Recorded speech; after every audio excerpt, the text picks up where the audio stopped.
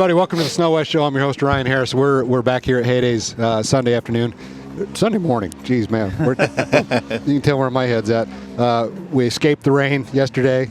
And, boy, we've got a cool show lined up here today. I've been excited about this one for a while, ever since we started talking about this with Mark right after the acquisition. We're sitting here with Brad Darling from Arctic Cat and Troy Halvorson and Bruce Kerbs, Snow West Test Rider. Now, we lined this up to kind of talk about the acquisition, the reacquisition, because you were with Arctic Cat, and then you left in 16 or 17? 2016, yes. 2016.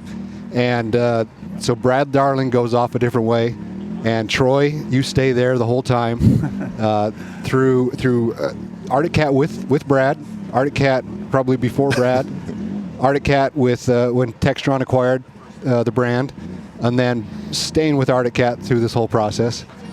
I don't know how you buy a manufacturing company. Is this like a Facebook Marketplace deal? Like, hey, is this still available? Like, how do you go about putting this together? Like, good question. Really good question. Well, when you're a rider like myself and been part of Arctic Cat up until 2016, you continue to watch the brand. I'm an Arctic Cat rider, so as we watch through some of the things that happened between 2016 and into where we are today in 2025, you're seeing what's going on there, and so there's opportunity. And so when we saw a potentially of a door opening, and myself being part of Argo and an investment group at Argo, this gave us an opportunity to look at Textron and have that call with them. So that's how it came true. And sitting here at Haydays now and be able to share with definitely the Arctic Cat faithful that we're in, and we're in the hands of riders, is very exciting. So Troy, what's going on behind the scenes? Because I was texting and calling you all winter. Yeah. It's like, hey, what's the latest? What's the latest? Yeah. Can you give me anything? So early when Arctic Cat announced that they were shutting down the factory and putting everything on pause, you were still rolling. Yep, I'm like a burr. You just can't get rid of me. Yeah.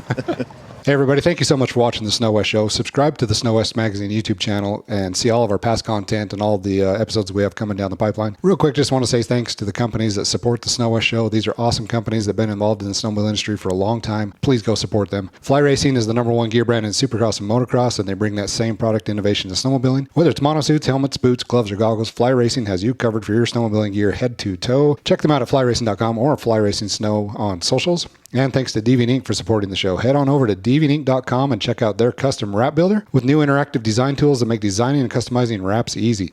Their new colorizer tool randomizes color combinations until you land on the look you love. Then try the design mixer tool to see all the Deviant Ink designs in those colors that you've selected. Check it out at deviantink.com. Patrick Custom Carbon is the industry leader in clutch balancing and lightning, with over 50 years experience in the snowmobile industry to make your snowmobile clutches run smoother, faster, and more efficient. For more information, go to patrickcustomcarbon.com or find them on Facebook and Instagram. And thanks to Tempest Optics. These goggles feature an automatic lens heating system that sets the bar for fog prevention.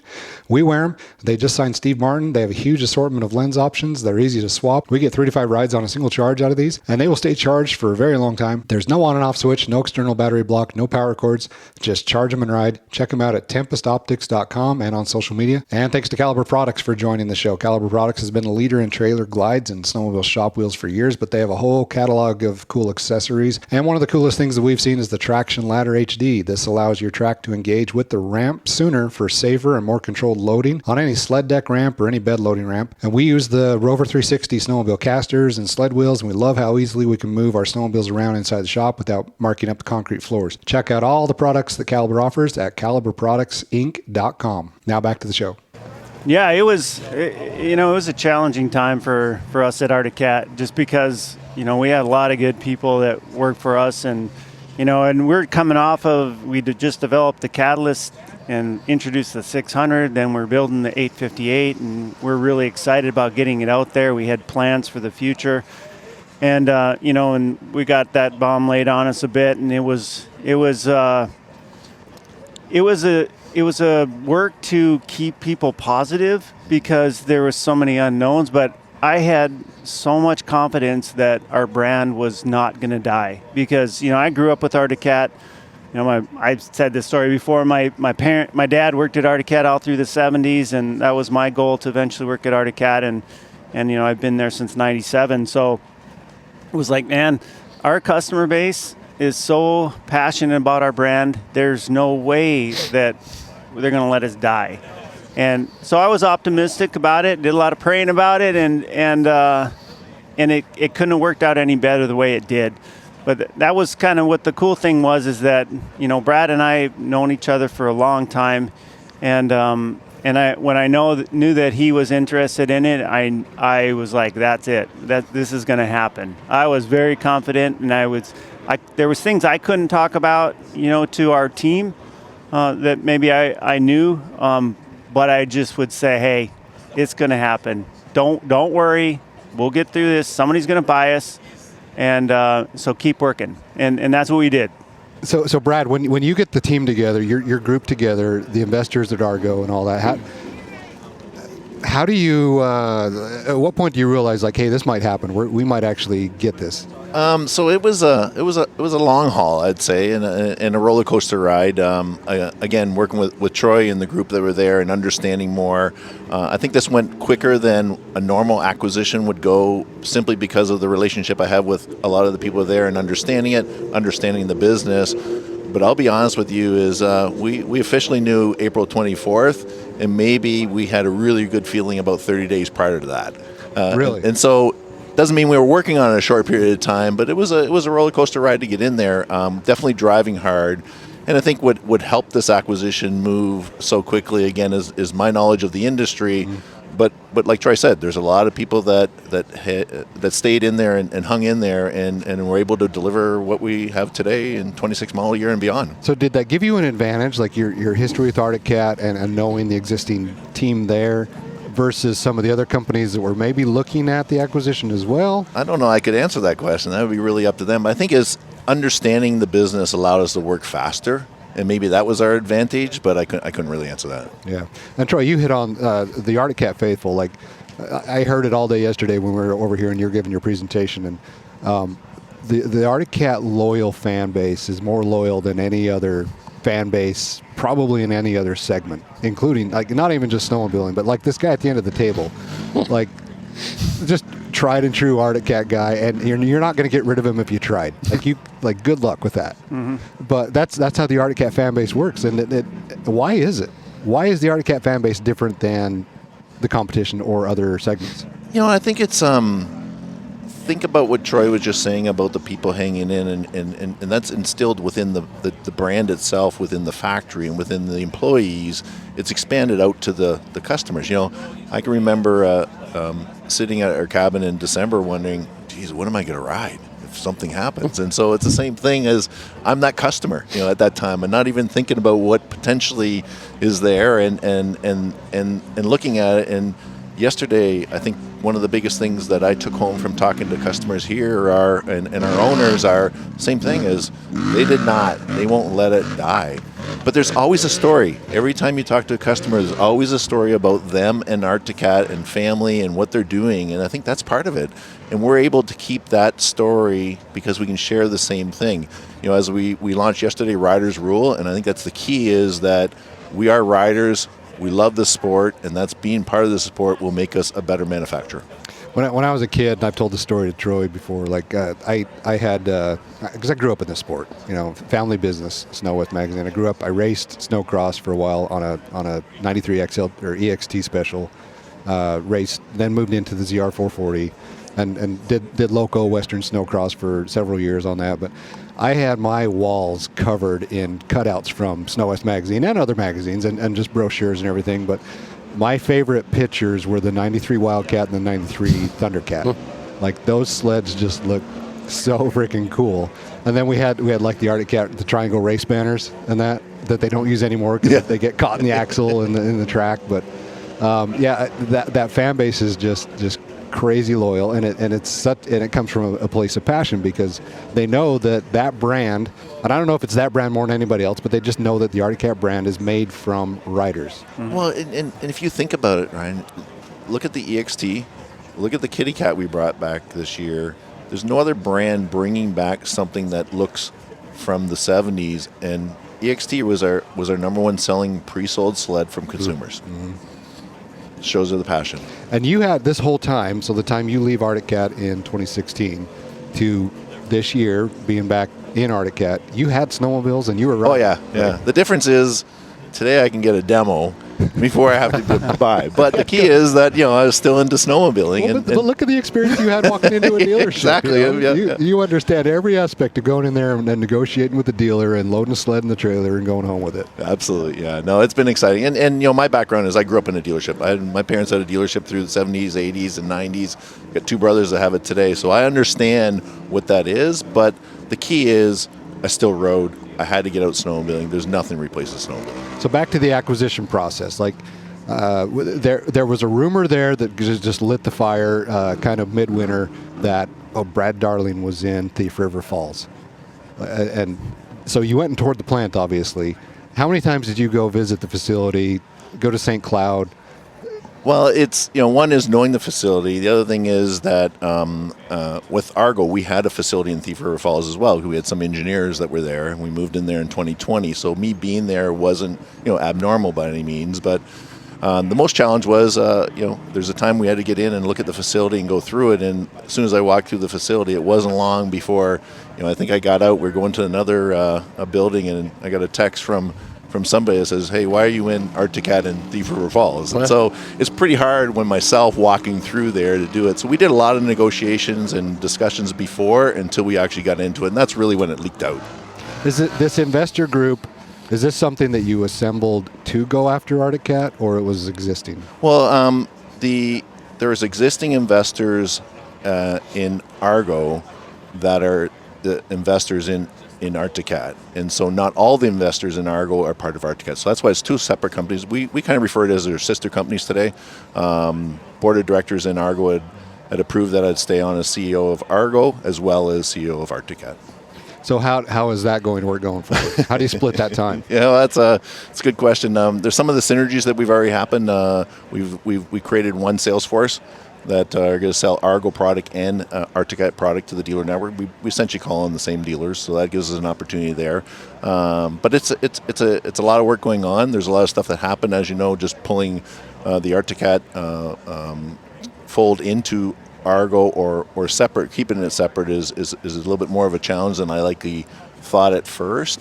But the reality is we got a strong Arctic Cat team. We've got a strong Argo team, and so it's now just getting these guys going together. So you mentioned in the meeting yesterday, in the trailer here, that when you started bringing employees back that had been laid off, the rate that they came back was like 96%? Yes. So you were, and Thief River Falls is Arctic Cat is Thief River Falls. So that's quite impressive to get everybody back on board that fast. And those were some of the unknowns as we looked at it. And again, I gotta say is Troy and the group that were there is kept the hope alive inside. So when we were bringing back production, unfortunately, we had to have a shutdown period. We had the orders from the dealers. We could build the product. Had to have a shutdown period because we had to bring on the supply chain. And the supply chain has been extremely cooperative in getting going. We're ahead 7 weeks into production, so we're able to bring back people sooner than we originally planned. But the reality is they're still out of work at a certain period of time, and those guys coming back has just been phenomenal, and they're hitting the rates that we need to, and it's great walking the factory floor, and there's a lot of smiles on their faces. So what's the plan to build the dealer network back? Yeah, that's a good question. I think that's one of our challenges right now is how do we pull that together? But it's also one of the realities of us being part of Argo. And so we have about combined between Argo and Arctic Cat dealers around 18 dealers. So our opportunity now is how do we get Argo dealers to sell Arctic Cat? How do we get Arctic Cat dealers to sell Argo and start to create a larger dealer base? Okay. And then Troy, so close to the time of the acquisition announcement, I'm back to texting you and calling you, trying to get a little bit of news because the rumors are swirling again. Yeah. And you kind of gave me the press release statement of like, hey, things are looking good, things are looking up, and then the announcement comes. Heads up, hey, this deal went through, and you guys you have this embargo tomorrow morning, and you can release that. And then you hit us the day after with, hey, there's a full 2026 lineup. This guy rode them and never told me. Like he went and rode with Alan and Shay and rode the 26 HCR. Did they have the HCX there? Yeah, the Alpha I don't one. believe we took the H. It was there we wanted we to did. get him on the 154, so that was important for us. So I'm sitting here texting Troy at Arctic Cat. Hey, how close are we? Is there going to be a deal, or is Arctic Cat done? He's already ridden the 26s. Yeah. Hasn't even told me anything. Yeah. Well, at least we know Bruce can keep everything confidential. So Yeah, that's there we good, go. right? You know where the loyalty lies. Speaking of the fan base there, I told you I was going to call you, but I kept deleting. I better not. how did you maintain production and development for the 26 lineup? Well, we had actually released bills of material well in advance. So we'd been testing, obviously, not the previous winter on everything that we were going to release in 26. So, and during last season, it was just continue that same process of what we've always done. The difference is we didn't get to participate in snowshoot, which was important, but I kind of snuck in there and was able to kind of pigeonhole my way in and have a sled that I could ride with the ISMA shoot the day before the snowshoot. And I was going to bring actually the sleds that he rode and the HCX and an M858. We were going to bring them there and try to sneak into snowshoot, so to speak. But we're asked to. No, we're not ready for that. So bringing in Bruce to be able to at least just get him on it, and because we listen to your podcast and stuff, and there was a lot of talk about why don't you have a twin rail and stuff. So we're like, well, we have that, but can't show anybody yet because we don't have that venue to show them. So we're like, well, let's get somebody in there, and I don't know why you weren't asked to go there too. So you should have been involved in it. I'm on the wrong list. Yeah, because I would have said, yeah, get Ryan on there as well, because you do. Now he says it. Yeah. I had that one coming. I probably deserve that. So hopefully we're square now. Yeah, so it was cool that the guys continued to develop, and I got to spend time out there. Instead of going to snowshoot, I was riding with the guys at the Island Park facility, and we were out on the sleds, and it was pretty good conditions out there. So it was fun to be able to continue to do that. So we were progressing like it was going to happen. So if it didn't happen, well, what are you out? You're still doing what we all love to do. So Did it feel like a gamble? Did it feel like just showing up to work like normal? Like I said before, I was very optimistic, and I'm a glass full kind of guy, and so I knew it was going to happen. I really didn't know, but in my mind, I'm like, it's happening. There's no way this company's going to die, and so we treated it like that. We just were waiting for whenever Brad and I would have a conversation, if I didn't hear from him on anything, because we know each other, and I was like, well, things are progressing, I'm hoping, and we'll just wait and see. And like Brad said, when April, I thought it was April 23rd, but you said April 24th, that when it happened, because fun fact, One day. April 23rd, 1962 is when Arctic Cat became Arctic Cat. So it's kind of interesting. cool that special date like that. That's cool. You're likely right. We officially closed before midnight of the 23rd, but it was late. Yeah. So you need a T-shirt that just says April 23rd. Yeah, the Arctic yep. Cat. So when that actually became public knowledge and stuff, it was like, yes, let's go. Let's get this going. And he is a very energetic guy. I don't think you sleep at all, because we worked that entire weekend of getting everything ready to go so that we could release the model lineup and start taking orders, which was extremely important. If there would have been good snow somewhere, we probably would have been out trying to do a little mini snowshoot just for everybody to get on them and really push that way. But unfortunately, the season had ended by that point. So Well, and so you close on the 23rd. I think the public, it's a publicly traded company, so that 24th they were notified. Yes. Yeah, that form gets filed, the K8 or whatever. 10K, yeah. 10K, yeah. And then it becomes public information. You guys do the official release. And then the next day, you hit us with the presentation and show us the whole lineup. And then, funny story, we're all like, okay, where's the photos? And we're going to the Arctic Cat website trying to find, the 26s aren't on here. You can get on the website. Yeah. So as you carve away a company like Arcticat from a large corporations, there's a lot of things that need to happen. And, this is why we rely on sometimes with you guys and getting the information to you. And, it's as simple as my neighbor said, hey, I want to look at new sleds. Well, you got to send them to the media versus our own website because we just haven't got the keys for everything. And so that's a transition as you move through those things to start taking over control. So what was the triage process like? Like, how do you prioritize what needs to be done the day you close? We have a whole group of people to help us through that, and it's just about, hey, you got to take everything and move it through. You got HR, you got IT, you got finance, you got all these different areas. When you have a large corporation like Textron, you're able to use some of those resources that they'd have in the parent company. And so us as standalone Arcticat, we started to have to create some of that back. And speaking of Textron, like, from the outside looking in, maybe as a spectator, it looked like Textron was not doing Arcticat any favors, but Textron did a good job at packaging this and making it complete and ready to transition to somebody else. They were not just like ignoring it. No, I would say is, understanding the power sports business is one, but they really did a good job. And, what I say is handing off the baton to us. We've got a great foundation, and we can now just start to build from there.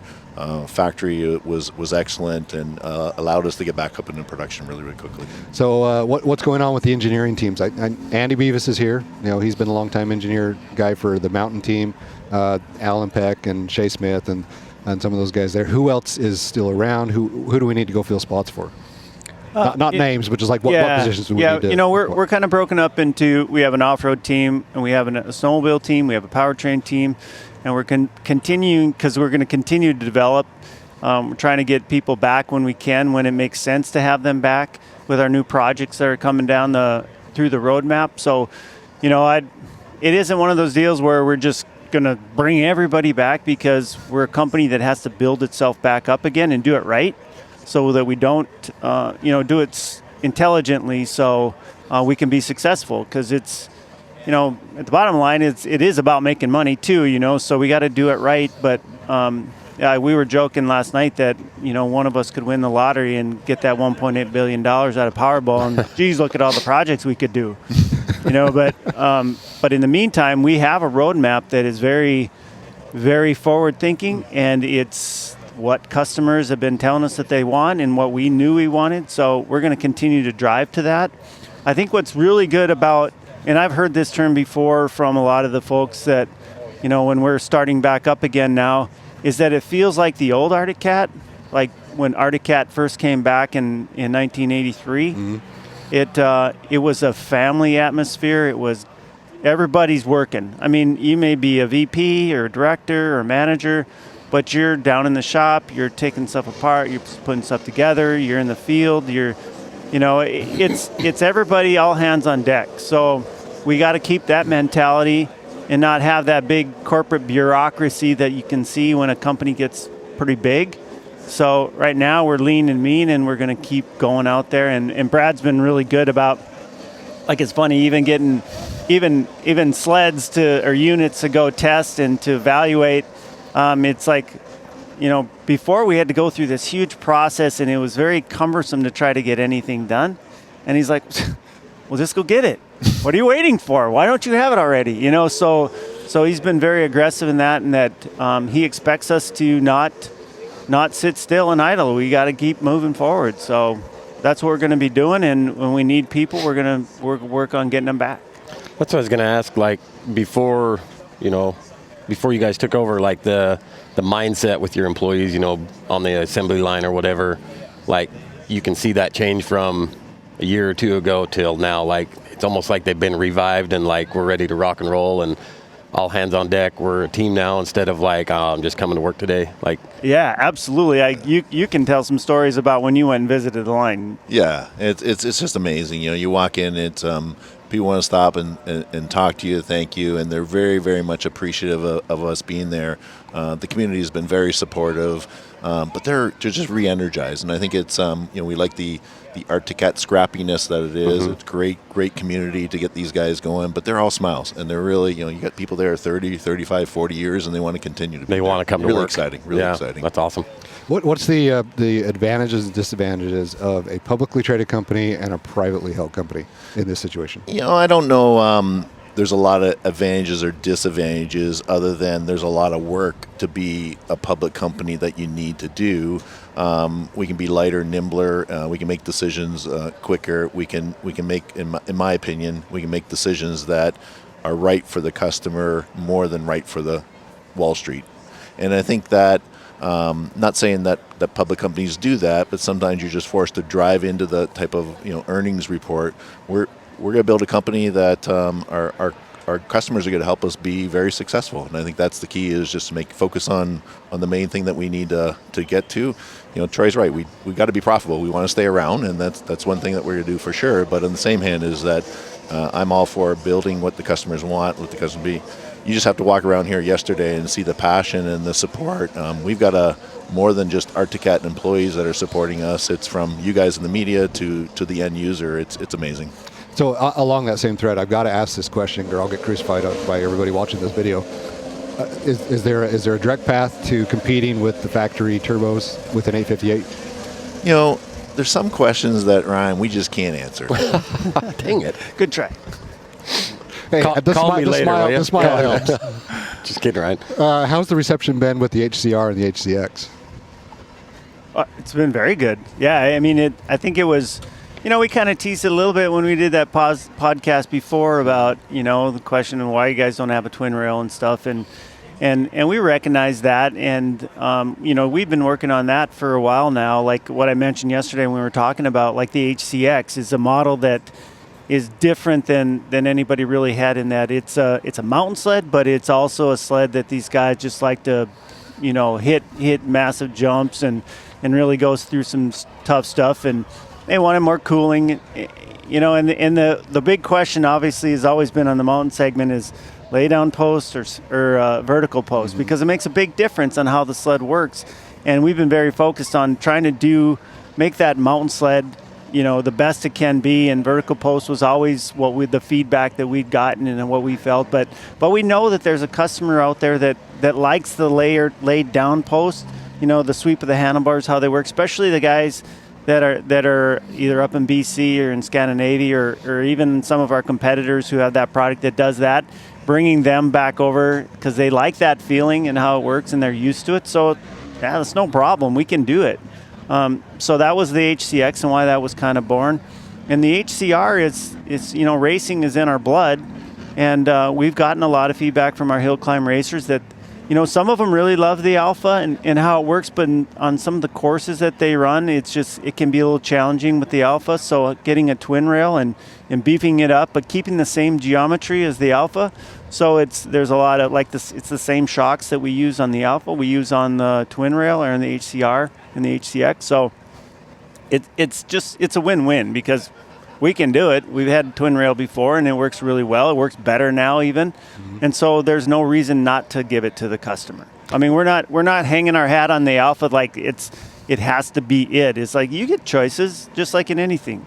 Yeah, and this was never, for us anyway, we definitely pushed you on the twin rail option, but as an option, not a replacement. Yeah. Like the Alpha One is a phenomenal deep snow skid, and we're every segment of this sport on the mountainside is getting more specialized.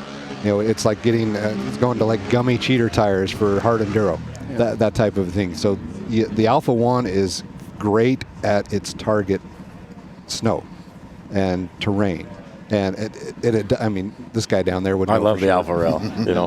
Don't take it away for sure. But offering it as an option. So is there a market for a Snow Pro twin rail? Can't talk about everything. With the 3-inch. What are we gonna show you next year? So, there's always things that evolve and things that especially we learn stuff even talking to all the customers here, or all the consumer shows we go to. We see, okay, what do people really want? And if we see somebody that's asking for something we currently don't do, we'll go back and we'll study it and ask ourselves the question, is this something we should be doing, or is it just a one-off? Because sometimes you hear some stuff at a show that it's like, if you built what certain people had asked for, you'd probably sell 2. So you kind of look at the whole thing as a big picture, and is it an issue? Does it stress our manufacturing to be able to offer these different options? And if it doesn't, then we'll do it. Because because the riders rule. You know, they're the ones that are judging us and buying our products. So we got to meet their demands to, you know, that makes sense and is going to be a good product. Yeah. So Troy, what's it like going to work now versus 6 months ago? Oh, the atmosphere is one of, you know, now we're like I said earlier. Don't say that just because I'm sitting beside No, you. it's yeah. It's like, oh geez, I got to go to work again. No, it's like, I mean, what we do has always been fun. You know, it hadn't been so much fun last year, obviously, because of what we were all going through. But in the end, we're still designing and building some pretty cool products. So I wouldn't say that it was like well, it was, the morale wasn't great because everybody didn't know what the future was going to bring. But now we know the future. We know we make the future with what we're doing. So there is a let's go. You know, let's build the product that we want to build, and you know, it's still going to be you know, challenges of getting the right people, getting enough people. The timing, you know, it's just we want to do things as quick as we can, but we also have processes that we need to follow so that when we do come out with something, it's going to be right. And there's standards that we got to meet with regulations. You know, everybody says, well, you need a factory turbo and all that, and it's like it takes a lot of work to get a factory turbo because you have to meet EPA standards and sound level and all that. But it doesn't mean that we don't think it's important by any means. It's just that we got a lot of work to do. And we're going to pick and choose our battles, and we're going to get them all. The 858, when that engine was created and designed, is that was built with some sort of turbo future in mind? Well, we've been working on turbos for many years. It's just we know that if we don't turbo it, there's aftermarketers out there that will turbo it. So it's got to be durable. And I think we've got a pretty good relationship with a lot of those guys too, that we can, you know, we can't, there's certain things that we can't do for them because, you know, we're bound by regulations and, you know, we don't want to get in trouble with the EPA and that kind of stuff, but we can have discussions and we can have back and forth and we want them to be successful in what they do because we know, because we don't have a factory turbo, there needs to be options out there from the aftermarket standpoint. And we want to work with guys that we know are going to put out good product because in the end, it's how the product works, even if it's with an aftermarket kit. So we try to work with those guys the best we can, and until it is time for us to have a factory turbo. And Brad, you mentioned yesterday in your presentation to the public, Arctic Cat is back on the racing scene. What does that mean? Is there going to be a factory team? Is this going to be just factory support the first year? And snowcross, yes, cross country, yeah, but more into rimshaw and hill climb. Yeah, so I would say is, you know, as we've got the keys late. Like I said yesterday, we are all in on racing. We're kicking it off. It's relatively slower or smaller right now, but we really want to understand what it is. But stay tuned. There's going to be a lot coming in the new future. Okay. Let's go. And then I had another one. The Black Cats. Mm-hmm. So when you were there before, so this is kind of the story from our side. Like in 2012.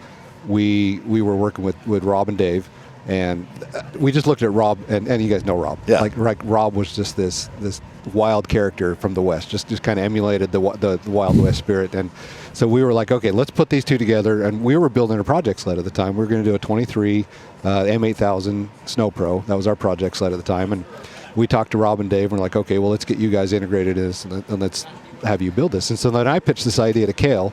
And it was like, let's create an Arctic Cat backcountry team. And so Cale got the sign off on that, and we started, and we had a logo that our guy designed, and it was the Arctic Cat backcountry team. And went to Dave's shop in Swan Valley, Idaho, and took a picture of Rob and Dave together with the cats in the background. And then that evolved into Black Cats, and then it grew into there, and Black Cats took the factory athlete and did it right. Like that team was cool, and that everything that they did was cool. But is that on hold? Is that coming back? Yeah. So there's so many programs out there that we have. Black Hats right now, I'd say it's on hold. I don't know if that's the right word. We need to analyze it more. We need to understand it. You know, we'd love to hear from you guys. What do you think about ambassadors? We need more people into that. We understand that it needs to grow. Again, being here on April 24th to where we are now, it's it's not that it's not a priority, is how do we get through some of this stuff and understand what it is. It's on the list. It's on the list, absolutely. It's somewhere down there on the list. All right. Do you have any other questions on this? Nope. I know, Brad, you got to take off for the airport here pretty quick, but I just want to say this is awesome. Like I am so excited as an Arctic Cat fan. When I was a kid, I was a diehard Arctic Cat fan. I would get in arguments with kids at school about Polarises and Arctic Cats. Mountain riding, though, like when the Prowler came out, when the EXT Special came out, when the ZR440 came out, Kirk Hibbert, Tucker Hibbert, all these guys, like those are all local Idaho guys, and we were just like diehard cat guys back then. And I know that I can already see this shift back to that mentality, and you can see it with the Waiting for Winter guy that you brought back already. And the advertising back in the 90s was bold and in your face and aggressive. Are we going to see a little more of that? I would say stay tuned. It's going to be exciting. And I think it's exactly what you're saying, though, Ryan. We're snowmobilers. We're run by snowmobilers today, and we understand and we know some of those things in the 90s where you're saying, it was a no-brainer when Corey Moss, our director of marketing, was talking, bringing back Waiting for Winter. And you saw how well it was accepted yesterday, and just the whole part of what that is good to go. And there's going to be a lot of stuff coming out. We need a little bit more time to pull all this together, but we're excited. Yeah. So is the long hair coming back, Troy? Well, I don't know. That's a good question because, the backstory of that is if we were onto a major project, I wouldn't get a haircut till it was done. That's why I got so long on the 858. Okay. But that explains a lot. But now, I don't know. I'm old now, so I'm not sure if I can continue doing that kind of stuff. So just because my hair's short doesn't mean we're not working on stuff. All right. Good. I want to say thank you.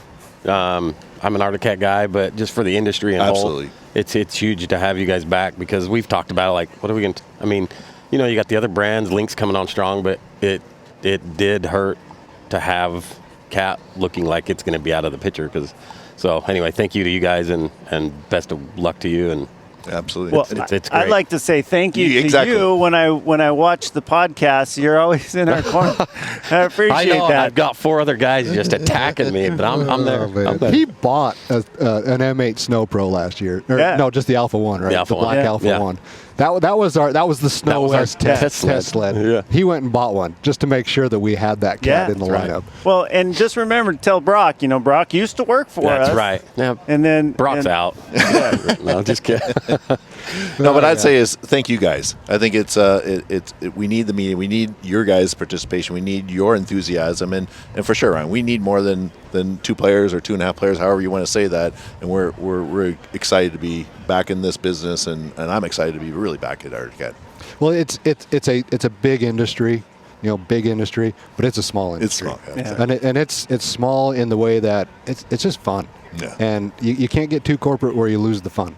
Like this, all we want to do is go ride snowmobiles and then come back and talk about them. Get you away from the world. Yeah. Yeah. You get out there on a sled, especially in the West, like you can't think about anything else than what you're doing. And it's just that escape. And you get that as a rider. You get that as a rider. You get that, you're an Arctic Cat guy. But it's cool to see the passion coming back, and we're just stoked for you. Yeah, thank you. Great, thank you. All right, so we'll wrap up here. If you're watching this on YouTube, please hit that subscribe button. It helps us put more shows like this together. Thanks for watching. Really appreciate that. Go to snowwest.com. We're still doing the magazine. We're in our 52nd year of print. Awesome. Congrats. Doing Snow West. We have merchandise and everything on the website there. Check out the Snow West forums. And I just want to thank Brad Darling, CEO of Arctic Cat, Troy Halvorson, Director of Engineering for snow and off-road. And off-road. Oh, that's right. I love it. Yeah. And we got the 30th anniversary Bearcat ATV behind us. Yeah. That thing looks cool. We had one of those. The first one that came out, we had one of those in Island Park. So when you pulled the wrap off of that, I was like, oh, okay. I might have to put one of them on my farm. Yeah, there you go. Yeah. You probably will. Could probably pull a plow with that thing. Yeah. Snow West test rider Bruce Kerbs. I want to shout out to our other test riders, Justin Stevens, Rhett Clark, and Brock Jenna, watching from home. But thanks for coming on the show. Really appreciate it. Thank you. Yeah, all right. Thank you.